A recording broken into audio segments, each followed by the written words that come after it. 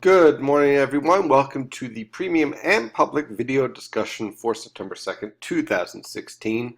Now, some of you public ladies and gentlemen out there who don't have premium access, you might be a little bit behind on what I'm going to be talking about today, but we'll try to fill you in as much as possible. A lot of this discussion is based on the premium severe threat analysis that I wrote earlier this morning, kind of describing how this storm is going to evolve and the type of structure that's involved here. This is a very interesting storm. It's a complex storm. It's a challenge, which, if you're into meteorology, if you love this field, you love the storm, you hate the impacts. So obviously, as a meteorologist, I would love to forecast for this storm somewhere out in the central Atlantic rather than in my own hometown, Freehold. So obviously, while this is very interesting, it's also very dangerous. I want to make that very, very clear. If you're along the coast, you need to take this storm seriously. Now, I know there's a lot of words thrown around like Sandy.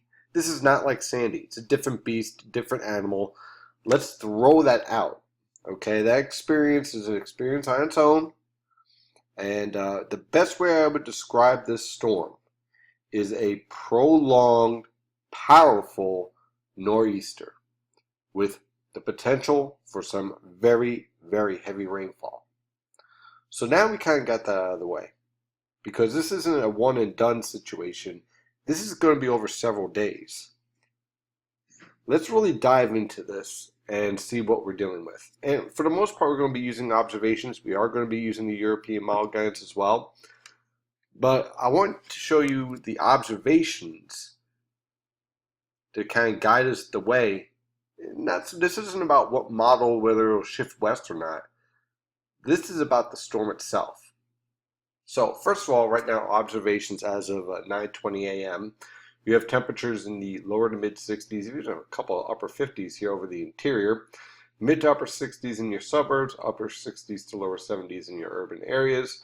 You have a northerly wind with much lower humidity. It feels amazing outside. So high pressure is building in. Okay, the cold fronts drop south, cooler air. This was supposed to be our weekend.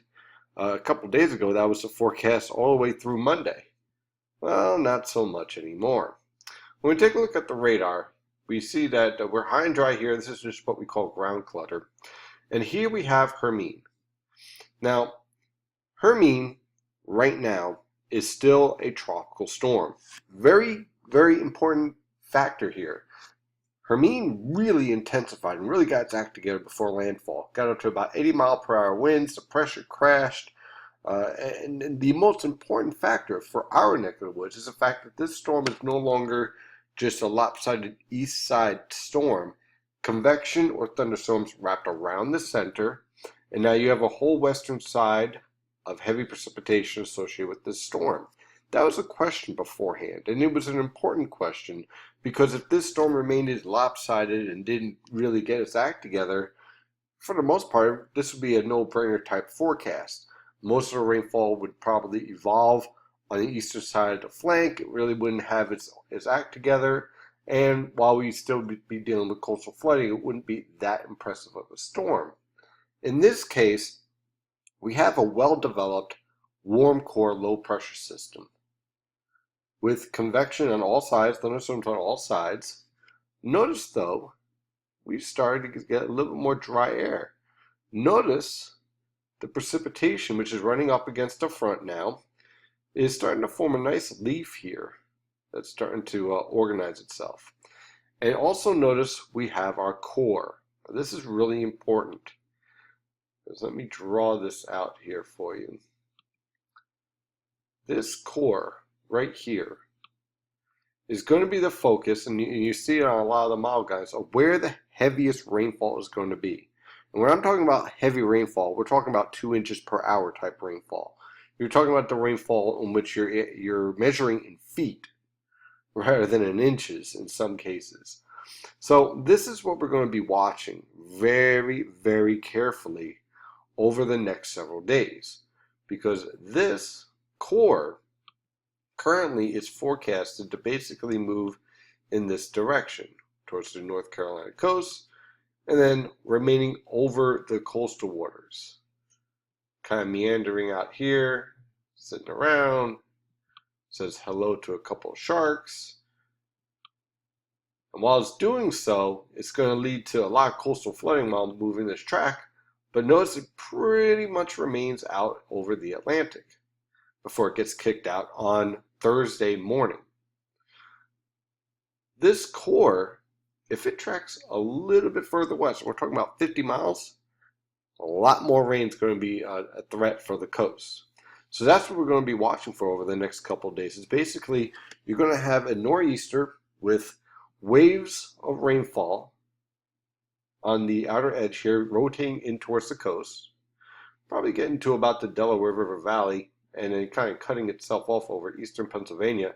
But you're going to be dealing with these waves pushing into Long Island and Connecticut and the Hudson River Valley. Not so much as you're moving further inland, they'll get weaker and weaker, but especially right along the coast, you'll just constantly get these waves of showers and thunderstorms. You'll get a break and then more showers, and then a break and then more showers. And it's constant for several days, piling up that rainfall and making you wish, hey, when is this going to end? That's primarily what we're dealing with here. The concern is that if this core ends up a little bit closer to the coast, then we're talking about significantly more rainfall for portions of, I'd say, the south side of Long Island, clipping New York City, central, southern New Jersey coast, would end up with significantly more rainfall. And I'll show this in more detail with some of the WPC data that just came out as far as the rainfall for the next 7 days. So when we take a look at this, when you take a look at the current infrared satellite picture, you can see kind of everything kind of evolving here. You have your frontal boundary stalling out. This was a tropical depression, by the way. That's gone. Here's Hermine. And here we have a very weak low that's kind of developed and popped up, right? Meanwhile, very dry conditions over the Mississippi River Valley, key point, over the St. Lawrence River Valley, key point, remember this, and of course a low pressure system over the Canadian Maritimes, key point. So when we take a look at the water vapor satellite picture, I'm going to be bouncing back and forth with the water vapor here. Here is the eastern United States water vapor satellite picture. Here's Hermine, still tropical. Here is our 500 millibar shortwave. Okay, so this is going to interact with this, and under normal circumstances, okay, they interact, they start to form into more of a hybrid storm with a tropical core, and you'll see the precipitation kind of fan out as this interaction starts to evolve, and it becomes a storm, a very powerful, almost extratropical storm over the Atlantic. Typically, this develops and kicks out, right? Here is the problem, and we see this very clearly when we take a look at the North Atlantic view here. Notice dry air here. Here's one block. So this is one. Here, let's show this, right? Let's draw this out here. So here's high pressure 1. Over here, you have your surface high pressure system. You have your negative NAO pattern. So here's blocking pattern number 2. And then here you have your central Atlantic ridge that is very strong, blocking pattern number 3. So there's nowhere for this low pressure system to go. It interacts with this shortwave diving south. Right here, here's our shortwave. It's diving south, heading towards Hermine. It gets ready to interact, and it can't go anywhere. That's why this storm stalls, because you have a blocking here, so it can't retrograde. You have a block over the northern Atlantic, so as a result, it can't kick out into the Atlantic. There's nowhere for it to go, and it can't move due east because of the strong ridge over the central Atlantic. So it basically is forced to kind of meander and intensify and linger over the Maryland, Delaware, and New Jersey coastal waters. While it's doing that, it's interacting not only with the 500 millibars shortwave, that's this thing, but the warm core low itself by tomorrow night is going to be moving over very warm waters over Delaware, the Delaware coastal waters, New Jersey coastal waters hit a record earlier on this summer, a couple weeks ago, at 82 degrees. That water's still there. So what that is that that's all that fuel for this warm core low at the surface. So it's a complicated process here, but basically what you need to know is that you're going to end up with a powerful, slow-moving storm sitting over the New Jersey and Delaware coastal waters for several days with this type of process set up. So when we take a look at the water vapor close to home, what you end up with is this disturbance starts to capture it. You'll end up with this core. You see how you have this kind of core here? You'll get this core of a warm core low within what basically will be an expansive nor'easter sitting right off of the New Jersey coast. And because of that process, it's going to be driving in plenty of water from the Atlantic Ocean right into the New Jersey coast, right into the Long Island Sound, right into the New York Battery, and that's where you're going to get your coastal flooding threat. Now, excuse me, the question comes down to, what about the heavy rainfall? Well, when we take a look at the European guidance here, and I kind of like this view a little bit better. We start out now, this is warm core, pure warm core, and here's our little disturbance hanging out here. That was last night. By tonight, you start to see the interactions start to evolve, and you see our low pressure system out. It's weakening at this point because it's still sitting over land. Look what happens by tomorrow night. This low starts to intensify. Why? Because it's sitting over warm waters. So the warm core portion of this low is intensifying.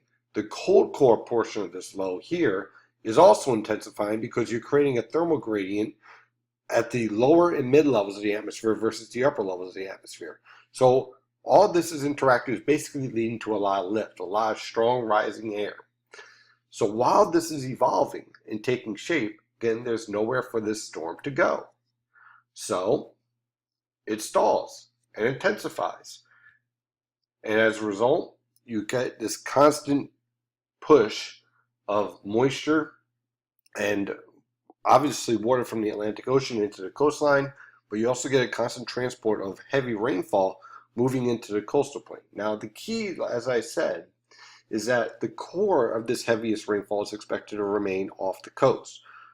We'll still see waves of showers moving into the coastal plain, but the heaviest rain right now is expected to remain off the coast. How tight is this gradient? Well, check this out for yourself. This is a very tight gradient. You go from nothing to 21 inches in a very short, very small period, very small distance. So, like I said, a shift of 50 miles, especially for the coastal plain, is a huge deal because what this is the core of that tropical low just kind of meandering and sitting in this location for several days. If this shifts a little bit further west, then you start pushing into some of this heavier rainfall. Now, remember the block I showed you. That block basically sets us up that this storm cannot shift very far to the west or to the east.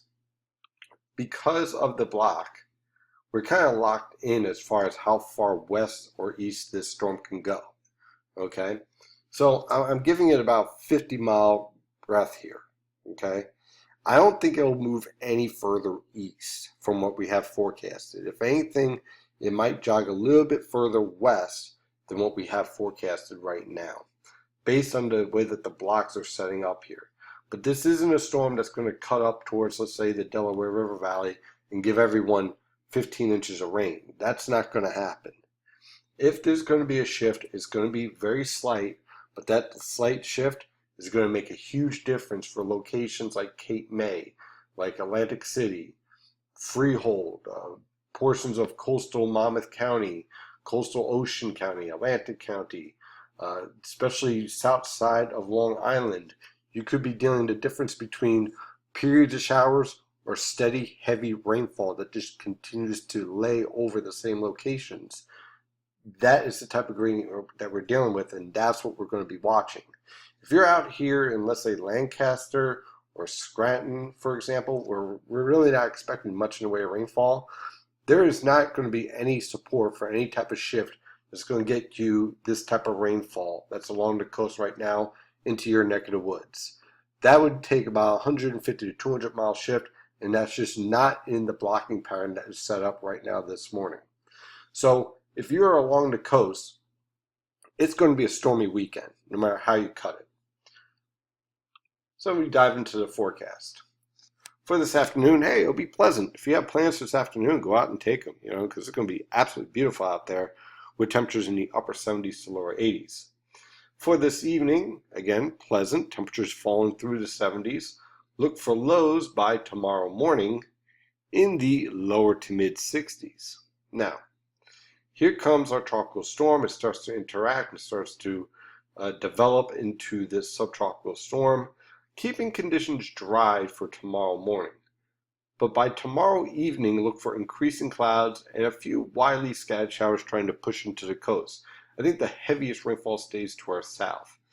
Saturday night into Sunday morning, I think you'll see a better potential for rainfall right along the coast. Again, not constant, but waves of showers and heavy downpours. Excuse me, and heavy downpours. Temperatures on Sunday will range from the lower to mid, mid to upper 60s for lows on Saturday, and mid to upper 70s for highs. Apparently I'm very popular today, I apologize. And then on Sunday, again, temperatures in the lower to mid 60s this morning and mid 70s for highs. So it's going to be rather stormy as we get into Sunday, especially around along the coast. On Monday, that doesn't change. We continue to see very heavy rainfall right along the coast with strong winds and the potential for some localized flash flooding, definitely a high threat for coastal flooding. So as you see, this low pressure system doesn't move all that much. Temperatures on Monday will range from the mid 60s, highs in the upper 70s. On Tuesday, storm doesn't move all that much. Waves of showers continue to try to move into the region. Windy conditions continue. You're talking about coastal flooding. As far as these windy conditions, by the way, 15 to 25 miles per hour as you move towards the interior. As you move along the coast, 20 to 50 mile per hour winds. And again, if that tropical core gets a little bit closer to the coast, those wind gusts are going to be rather powerful, close to hurricane strength. On Wednesday, low pressure system still lingers around. Temperatures in the upper 60s to lower 70s for lows, lower to mid 80s for highs. On Thursday, the low pressure system finally starts to exit the region and also starts to weaken. It'll start to kick out of here. We'll start to see scattered cloud cover, lows in the upper 60s to lower 70s, highs in the mid to upper 80s. And on Friday, high pressure and complete control, tranquil weather conditions take hold. Lows in the upper 60s to lower 70s, highs in the mid 80s. And the only thing we have to worry about for next weekend is a passing cold front.